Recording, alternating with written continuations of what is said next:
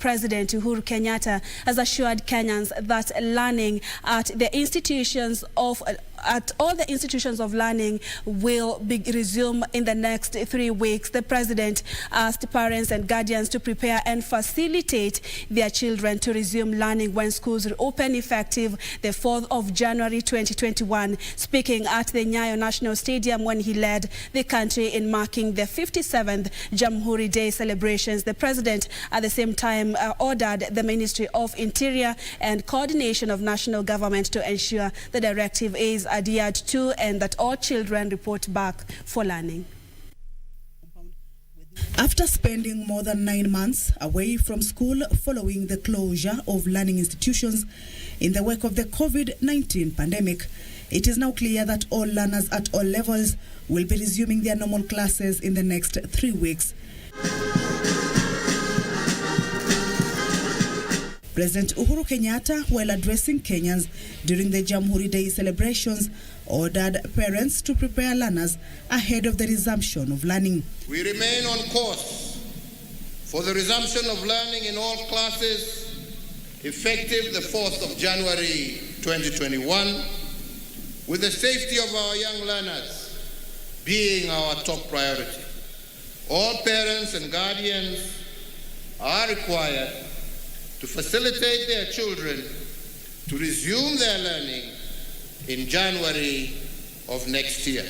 To ensure compliance with the directive and guarantee that no child remains behind, The Ministry of Interior and Coordination of National Government shall, through all chiefs and assistant chiefs, account for all children within the jurisdiction of those officers and also ensure that all children report back to school in January of 2021.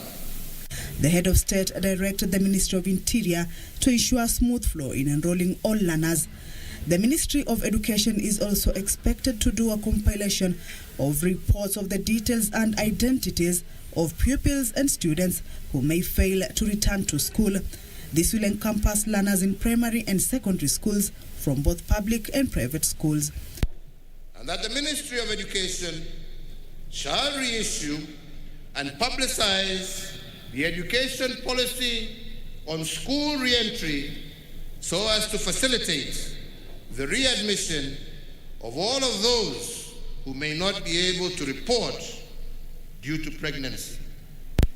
This situation is unprecedented, and Your Excellency, it calls on all of us to have a unity of purpose, unity of thought, unity of plan.